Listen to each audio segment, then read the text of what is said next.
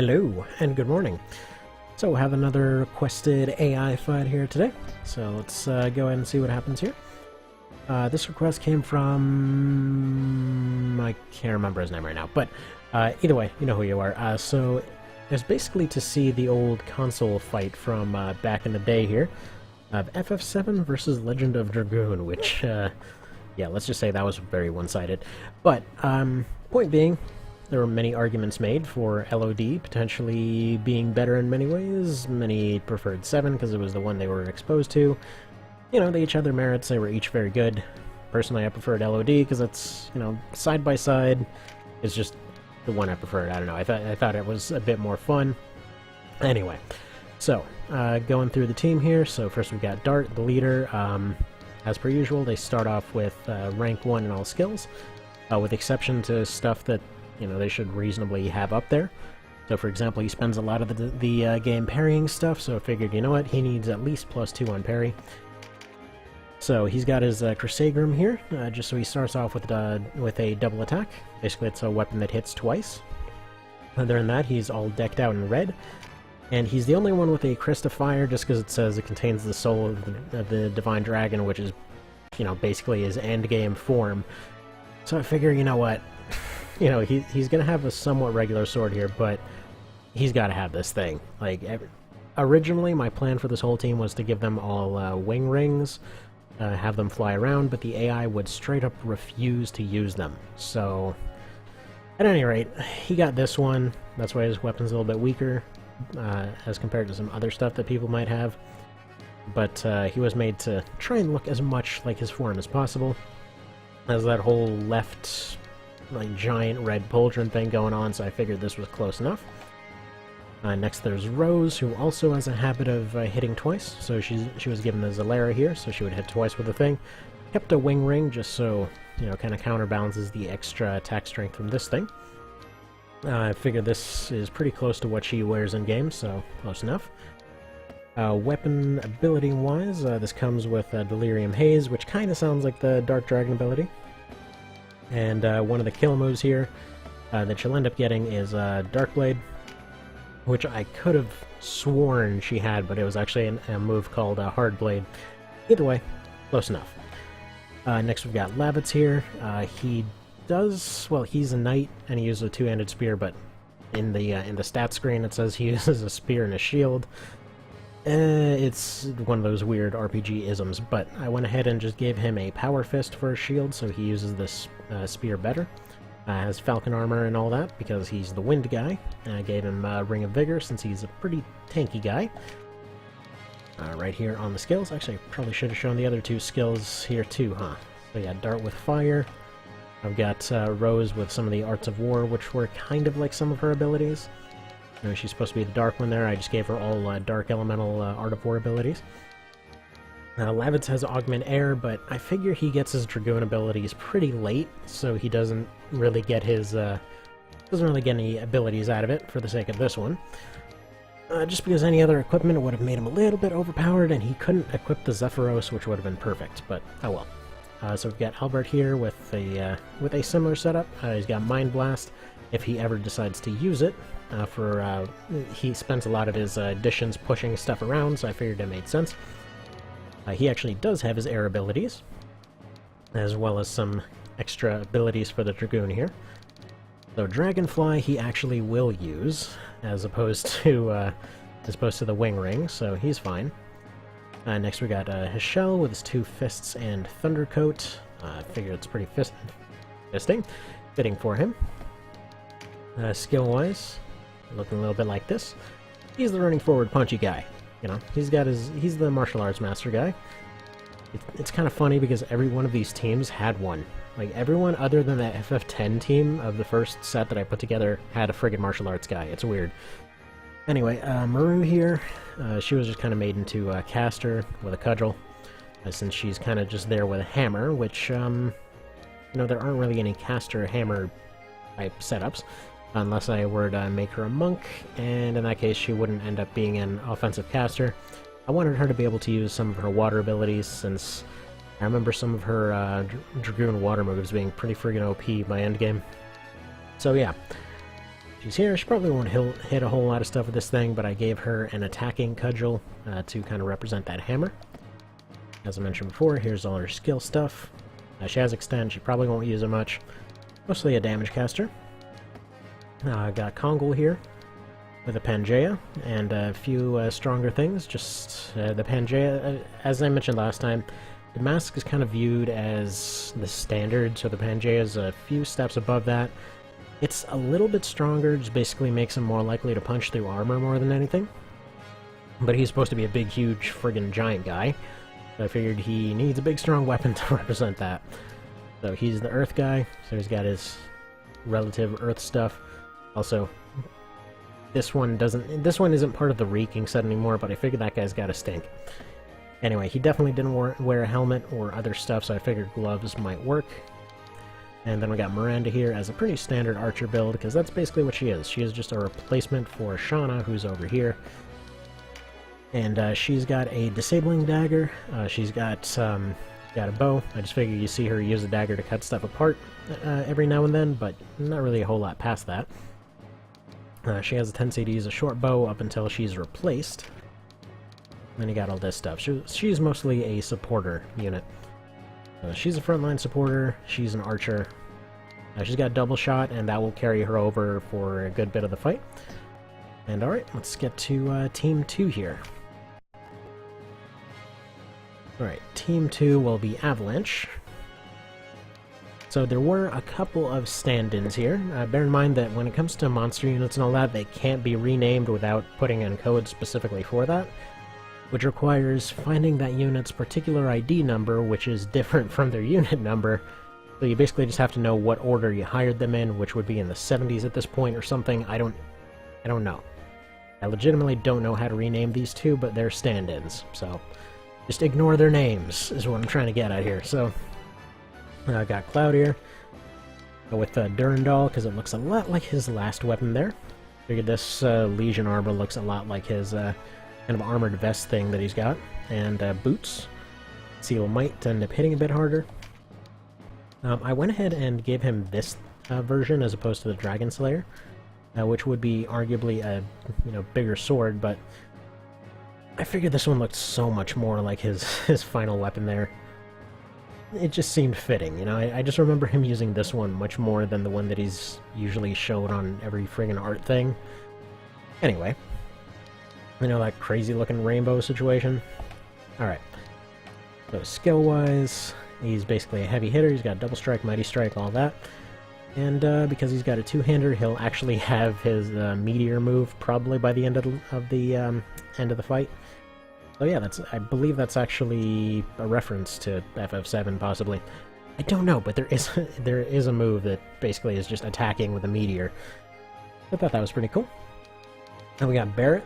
I guess you can't technically show him here, but this was the most fitting thing I could come up with for him. With a Dragonet, so basically a hand cannon. Power Fist for punching things. This looks a little bit, I guess, like some sort of vest type situation he would have. He's just supposed to be a tough guy. I got a grapple bracer just because it kind of looks like his arm, and it also gives him the ability to climb onto any terrain, as well as this thing, which will make him stronger with his gun. Alright, skills here.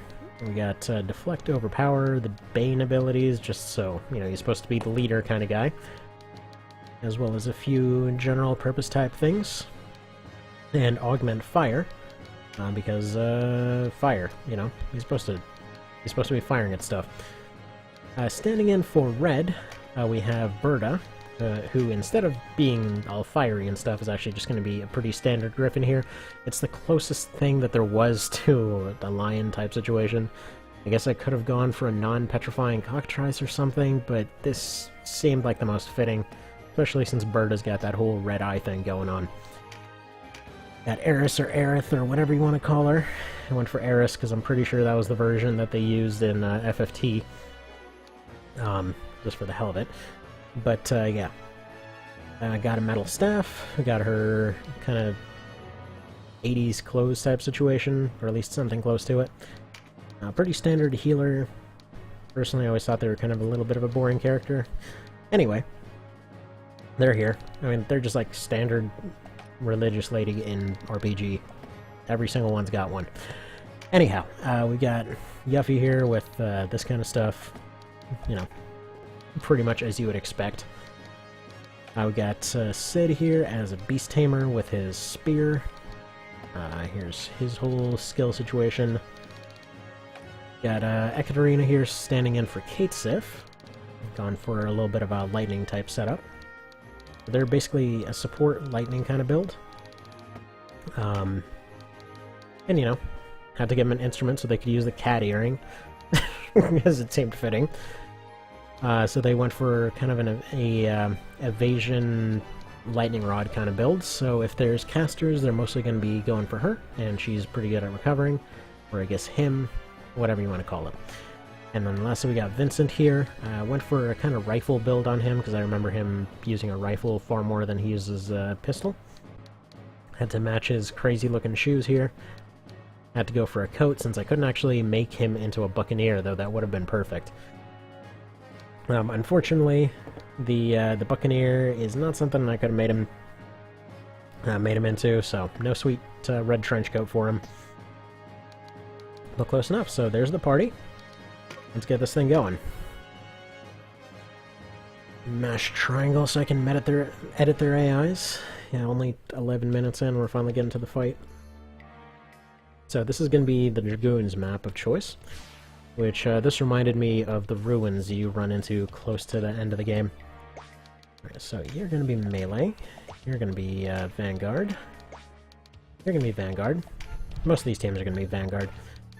Vanguard, you're also probably Vanguard. You're going for ranged.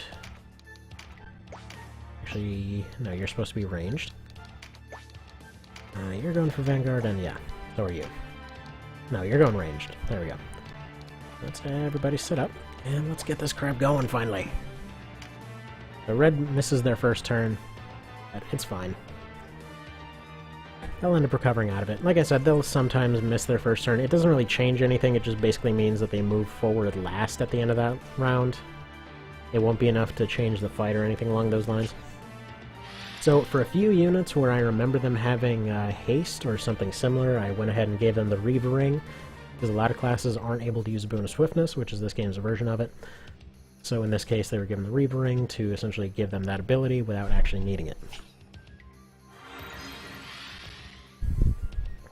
Alright, they all got renewal. That won't really do very much, but it's all nice and glowy and cool looking. We're gonna go ahead and regen. I remembered him having regen, so that's another nice plus to him having that crazy rainbow looking situation. Basically, like I was mentioning before, part of the reason I didn't want to give him the Dragon Slayer there is because it's... then his build would be really similar to one of the ones from FFT there. And I felt that one was way more fitting for that one. But you'll see when we get there. See when we get there! Alright, between these two, I would say the FF7 team definitely has a pretty strong advantage here because they've got a healer. And they've got a dedicated healer, I should say. The Dragoon team doesn't... their only real healer is Maru there, aside from item heals and stuff like that. And that's mostly because, well, there really wasn't a whole lot of healing going on. I gave the big item heals to Miranda and Shauna. Just since, again, they were the ones that ended up doing their healing for the most part, but stuff just worked different in that game.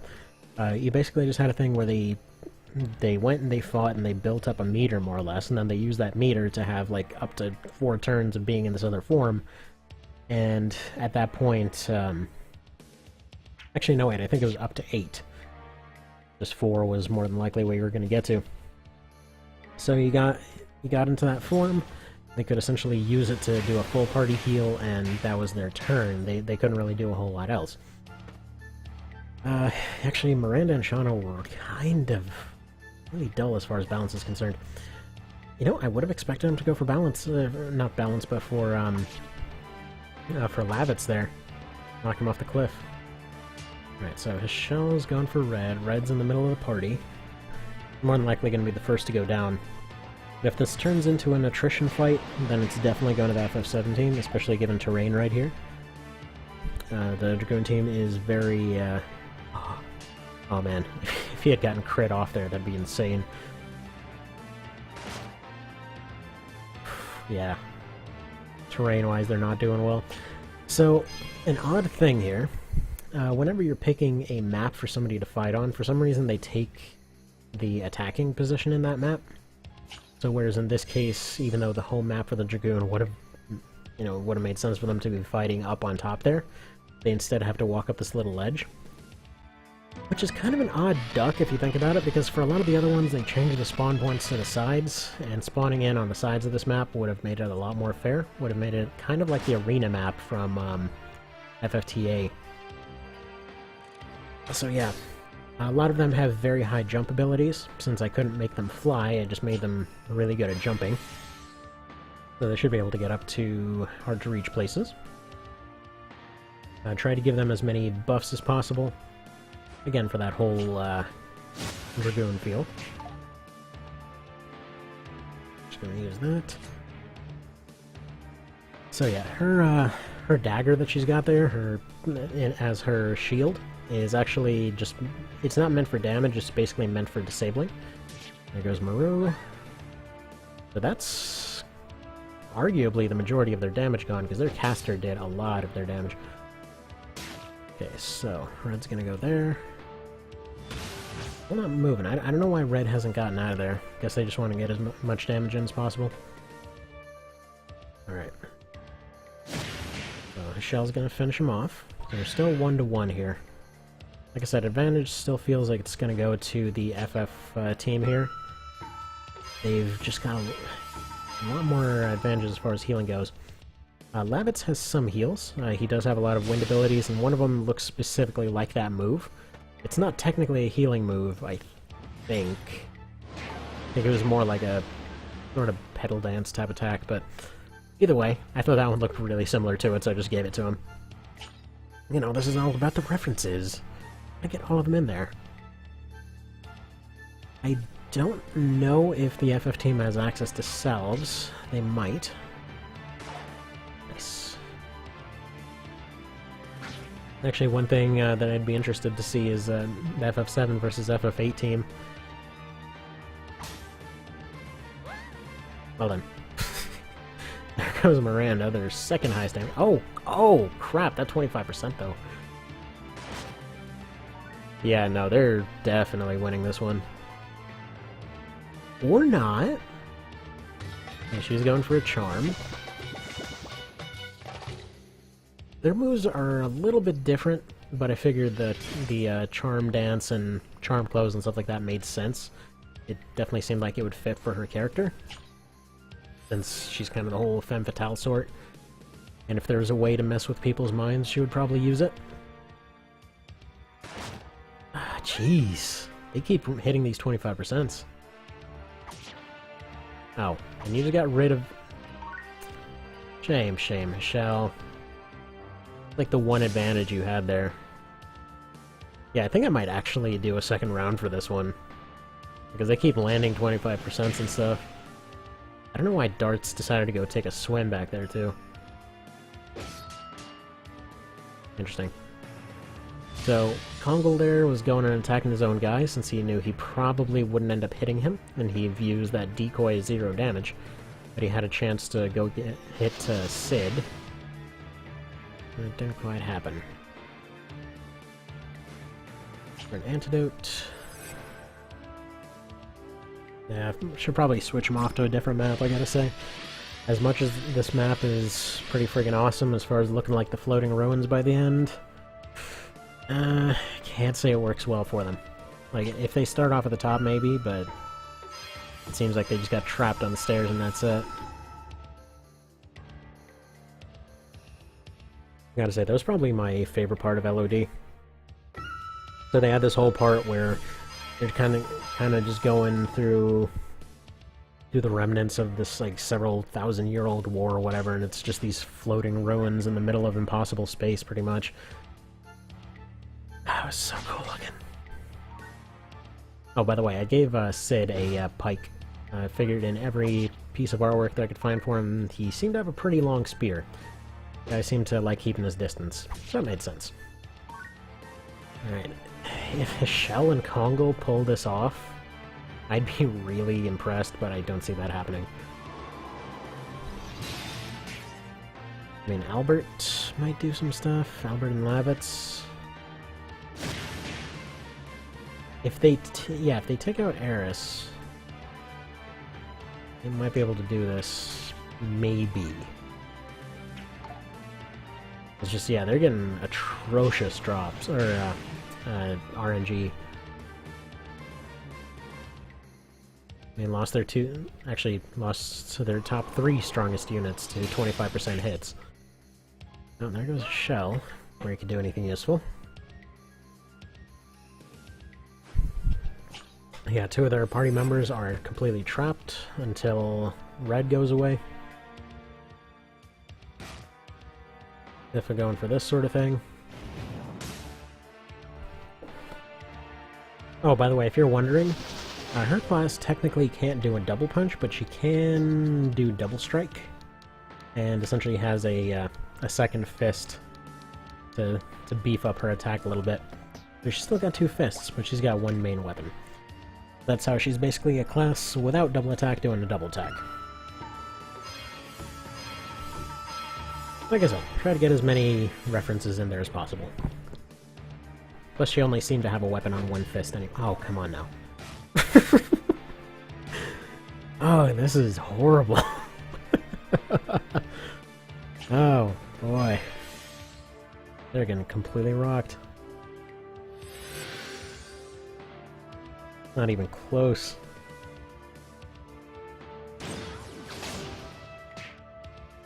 Oof. The other 2 tanks are still trapped. Got Shanna up here just like, I'm gonna try something. Basically sitting around getting kidnapped all game. Oh yeah, I think I gave Dart Charm Ward or something. Oh yeah, Dart is their main attacker too, and I don't know why he decided to go take a friggin' swim. Thanks, AI. Thanks. Did I give him the thing? Yeah, Charm Ward. I had to give him Charm Ward because guy can't seem to figure out that his girlfriend is his girlfriend for friggin' 4 straight discs.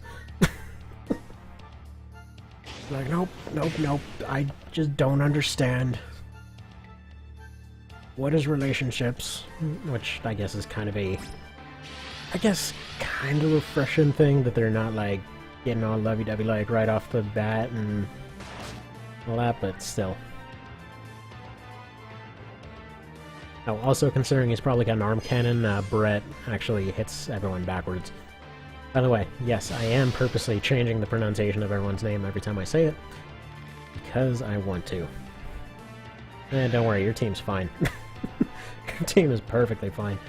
Yeah, these ones, I assumed that I would immediately get a response like, oh, no, no, no, you gotta give this guy this thing, or something like that, so I went ahead and just didn't bother giving them any dialogue to start off with. Just, you know, in case anyone wants me to go and change anything about them. Like I said, my idea is to try and make them kind of balanced in context. Just because a lot of the super high tier stuff has usabilities that are, you know, kind of out there. I'm not exactly going to go give everybody, you know, the best weapons or whatever else, unless it's something that actually makes sense. Like I mentioned earlier, that's why Kongo has a higher tier X, whereas a lot of the other ones are a bit below that because he's supposed to be stronger. It essentially allows me to contextualize everything in a way. I think you guys just picked the wrong map to fight on. Because literally all your weakest characters are the only ones doing anything. Oof. Yeah, this is going rough for them.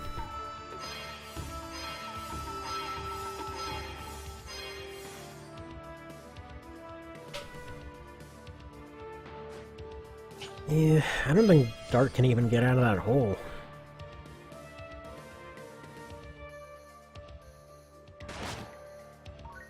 We might have to... You're being careful. You're the farthest one ahead. I go for a heal.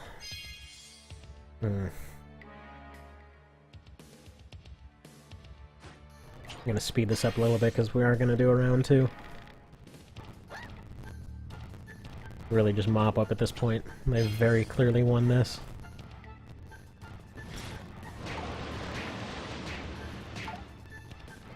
So their map is the one that we're going to go after next. So that's basically the going to be trying to emulate their setting as much as possible, which is the tar pits. Just figure, you know what? Dystopian future, that sounds about right. Giant tar pit. They're still going to go for pretend damage here. He's still throwing fireballs. A little bit of lag on this one, that's fine.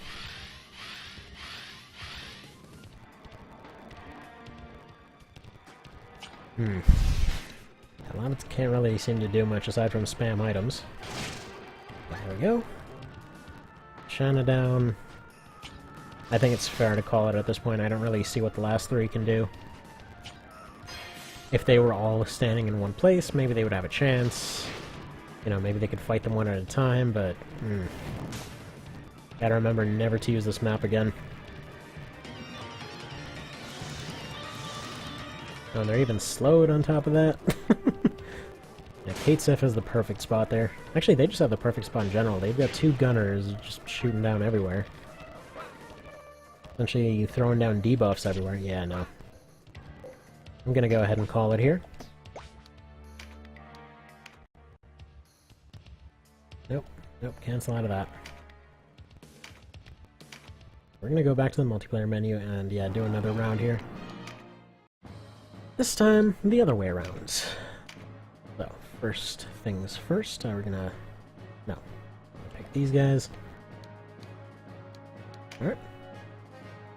Then we're gonna go for the Dragoons. We're gonna get this started. Saurus Field. Big old disgusting tar pit. This looks like a futuristic water source, right? Okay. Now, let's go ahead and edit their AI. Give me Vanguard, Vanguard, Vanguard, Melee, Vanguard, also probably Vanguard. You're gonna be Melee. You're gonna be Caster. And you are gonna be ranged. Alright, let's get this going.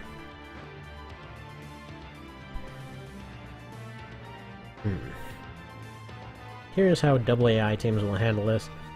As for a person playing, their obvious thing would be to go around the sides, but I think everyone's gonna end up fighting in the tar pit instead. This one, I feel like there's a mild advantage to the Dragoon team just because of movement limitations and the fact that they have bows. But, I don't, you know, that's probably not even the case because, Avalanche here has, guns, so, Going for that regen again.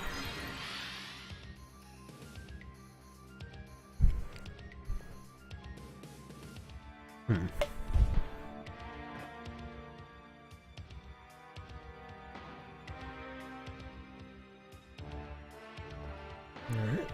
Let's speed this up a little bit while they all engage each other. It's gonna take a minute. Alright, come on, you slow bastards. Run at each other. Yeah, so I don't know. Personally, like I was saying before, I've always just been more of a fan of LOD. Not really for mechanic stuff, because obviously FF7 had a lot more mechanically going on. But I think it's just the settings and kind of the power levels involved there. Just everything in general seemed to be, in my opinion, just more interesting. Like, just the fact that your characters don't innately have a lot of abilities or whatever. They're literally just people with weapons and sticks and items and stuff like that. And then you basically just get items that turn them into the Dragoons there. And even then, they can only barely hold onto those forms for a little while, and even then, the almost main bad guy of the thing can basically just instantly kill them in that form. Like, well, they're a little underpowered for all of their cool crap that they get. And it's I don't know. I just thought there was a lot more humanity to it. Just FF7, I gave it several tries. Could never really get into it. Truth be told, like, even back in the day, for some reason, the visuals of it made me physically nauseous. It wasn't like oh, you know, they're so bad they make you sick. No, I mean, like, something about the visuals just made me feel like I was just like getting seasick. I don't know what it was, but just could not enjoy it. I mean, I went and watched and listened to the entirety of it a couple times. Like, it's got stuff, I guess. The mechanics were interesting. It's fun to have chicken racing, but yeah, not the biggest fan of it. But again, that's why the whole term of different strokes for different folks applies. Just everybody's got to have their preferences. One of the many reasons I end up preferring OV to the remake, actually, just because there are no superpowered units or any of that. I don't know, just all those RPG stories, I always tend to enjoy them up until the supernatural stuff happens. Like, for example, FF8. Adored that thing until all the moon crap started. Then I was just clocked out at that point. I didn't even care to finish it. And I think I ended up going back one day, doing the ending, or did I look up the ending? I don't know. It's just like, it got to the whole space bit. Like, I mean, cool, we smashed a spaceship through a thing. That's cool, I guess. Also 25% kill again. Never mind, they got one too. But yeah, I don't know. I was completely checked out by that point. But everything up to that point, like where they were actually going and, you know, doing this invasion at the very start and all that, I wish that they had kept that feeling throughout it. Like, I don't know, I always appreciate when they stick to a consistent setting, and I think that's always been well, just the FF series in general is just kind of big weakness. Just they have... Actually, I've noticed that in a lot of shows I've watched from over there, too. Also, wow, these low percentage kills everywhere. But just this tendency to take a really good, you know, grim setting, or just even down-to-earth setting, and just turn it supernatural for no reason other than having it turn supernatural. One example I like to use for that is the show called Paranoia Agent. That was this really good, like, depressing kind of sort of X-Files-y type situation where every single episode was just somebody else's life falling apart and going completely wrong. And, you know, they went a lot of cool directions with it. And then problems happened. Like, I think it was up to like 5 episodes before the end. It just turned into this thing of like, oh, nope, it's some big ol' LARP thing now, and look, video games are bad, and oh, look, it was all in people's heads, and oh, look, now it's suddenly a demon thing? All of a sudden? It's just some demon blob thing? Why? Why is it always freaking demonic? Can it not be demonic? Like, here in the West, we had that sort of thing for a lot of movies, frankly. Of just turning it into a whole heaven and hell thing, but it's just... Also, wow, another 25% hit. These guys are getting insanely lucky. But yeah, I don't know. Never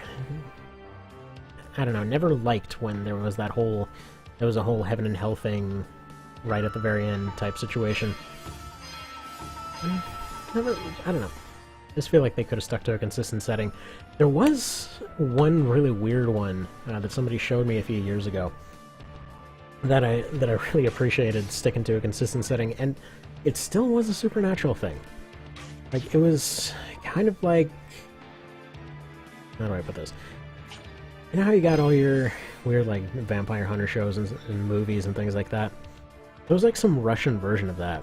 And there was the story of this guy that, like, gets fired from his job and whatever else, and these shady people find him, and the guy, I just want to point out, the guy can never seem to stop having a cold, whatever, but they find him like, oh, no, you're this whole destined person to go fix all our problems, and we gotta train you and make you better, and you've gotta come with us.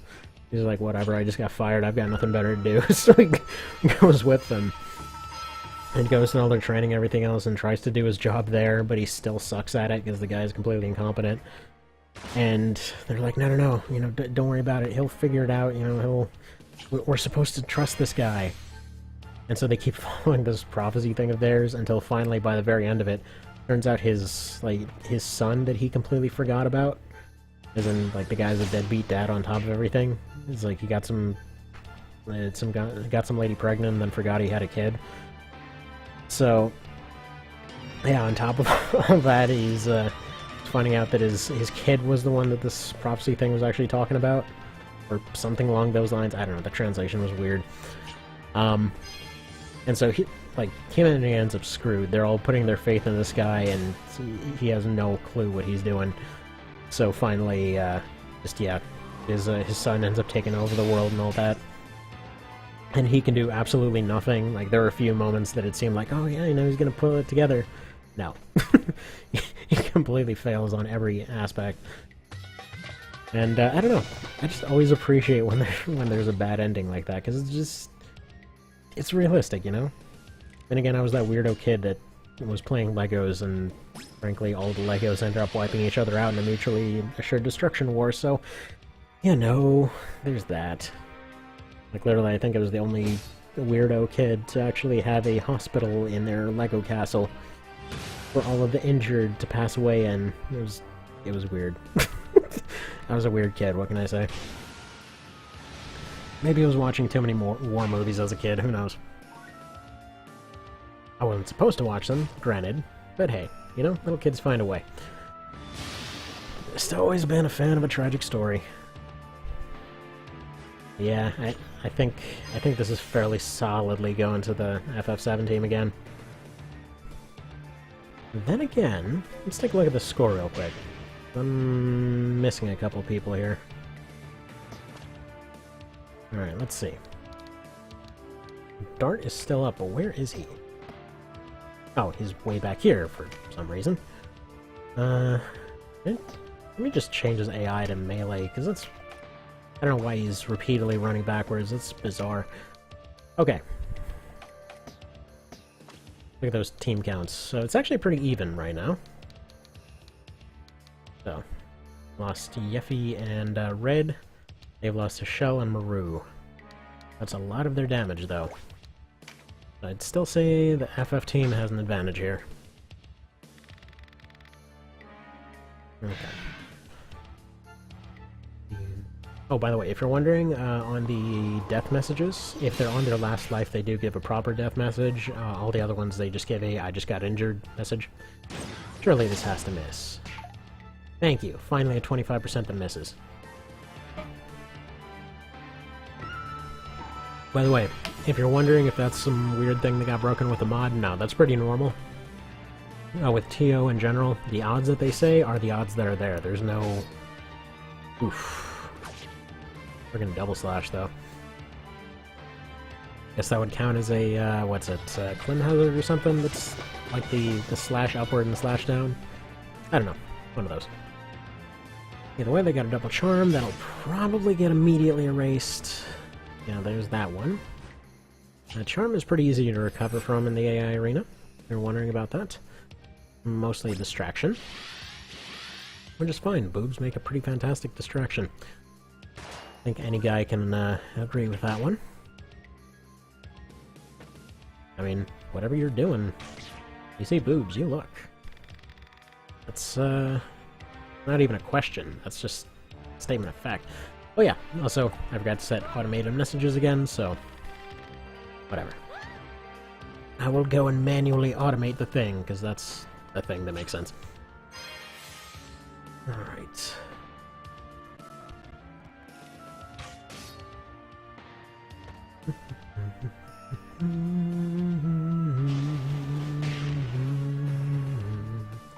I gotta remember to leave him as melee. I believe his standard AI is set as melee. I'm not really sure why it is that he wasn't using it. I'm gonna have to double check that. Just because when I was going and making these, My first thought was to try and make them act as much like their characters as possible, and Dart is one of those characters that has a tendency to run forward endlessly.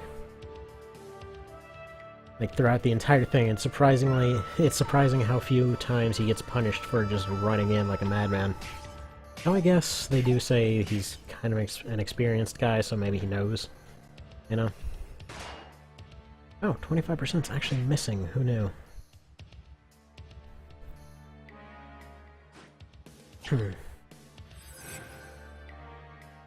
Yeah, no, in most places he just kind of like runs in and chops everything up and leaves. What a parry actually happening. Out of curiosity, how much experience did they get for that parry? So for one parry, they get 61.5, so they need to do 2 parries to get to rank 2. So part of the reason for that, and part of the reason that I wanted slower XP rates in general, was just due to the fact that they were parrying endlessly. So, yeah, so since there's equipment bonuses for parries, that basically just means that certain classes will be excellent at them right from the get-go. I believe it's percentage-based? I would assume, like, everything it probably drops off, so I think it was, like 5% or something chance. So rank 1, 5%, you know, rank 2, 10%, that kind of thing. So maxes out at like 40% odds to just completely block all melee attacks entirely. Could be something like that. And again, in case you're wondering, both Rose and Dart have weapons that hit twice.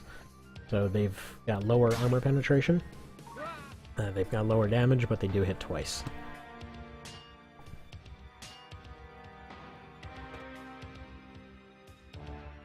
There we go, Nightblade. Which was Hardblade in Legend of Dragoon. I kept thinking it was Nightblade. It definitely sounds like it because her whole thing is like she's kind of this goth chick. Goth chick with sword that's also like friggin' 3,000-year-old mom or something like that. And it's weird because the main character that you'd think the first... Oh, I forgot that thing hits a couple lines forward. My bad. Anyway, that's pretty awesome then. So, we'll assume that's his Dragoon move for flying forward.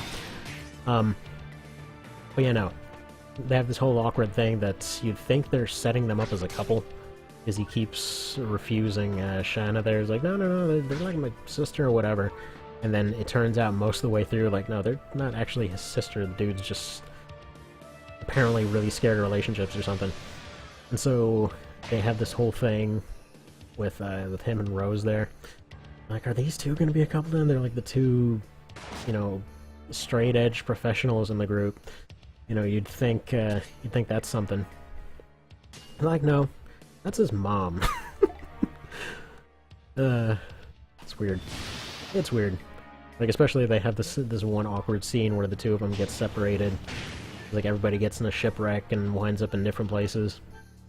You know, as it's an RPG, everyone has to conveniently find each other, but she's just sitting there petting his head and everything. He's like, no, you know, I was gonna take care of you or whatever.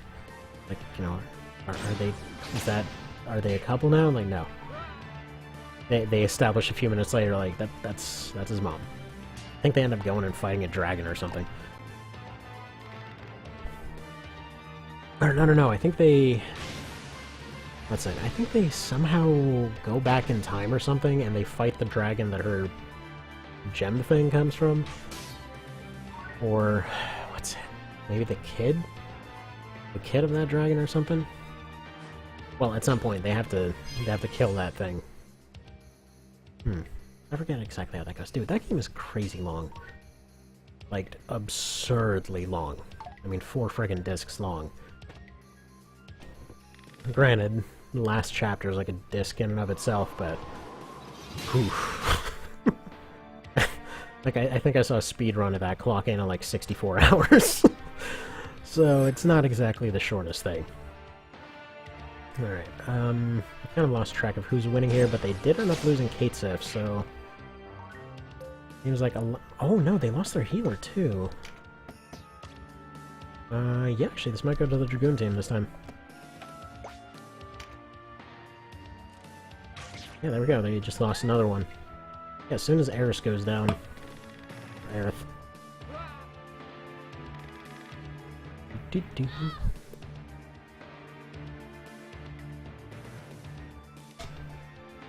It was one of those things where I was honestly considering changing it back, but that would have taken going back and redoing the entire team, so I didn't really feel like doing that. Did not care enough to do so.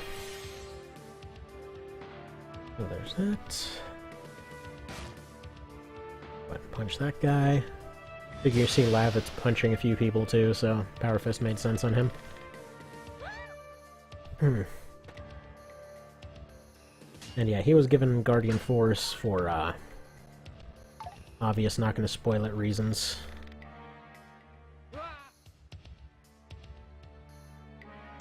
But honestly, if somebody's worried about spoilers for a thing that came out like 15 years ago, you know, get on it. Also, can you really have spoilers in that one? Because, dude, it's such a long thing that you'll completely forget any spoilers by the time you get there. Like, literally, I went through and played it not that long ago.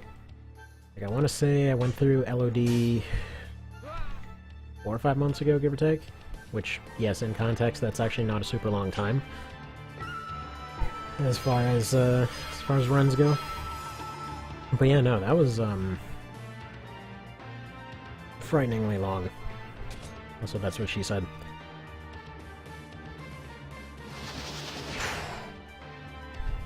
Also, Deadshot looks so much like one of his abilities. But I guess there's really only so many ways you can make abilities look, or wind abilities look cool. Alright. Yeah. Eric's doing his job pretty well, I think. Morpheus. He's gonna go to sleep now.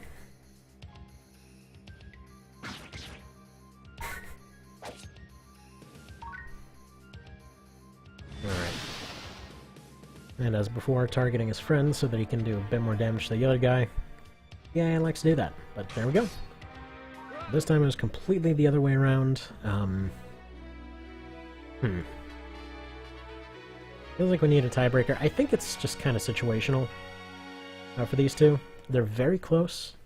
The Dragoon team just winds up having a bit more offense because more of their party members are dedicated to straight attacking, whereas the FF team tends to have more backup abilities. Just their weakness lies in the fact that once they lose their healers, well, they're basically they're basically on the same level, just with fewer attackers at that point. But anyway, that was pretty close. Hopefully this was fun, and if you'd like to see some changes made to them, let me know. And yeah, see you whenever. See you in the next one.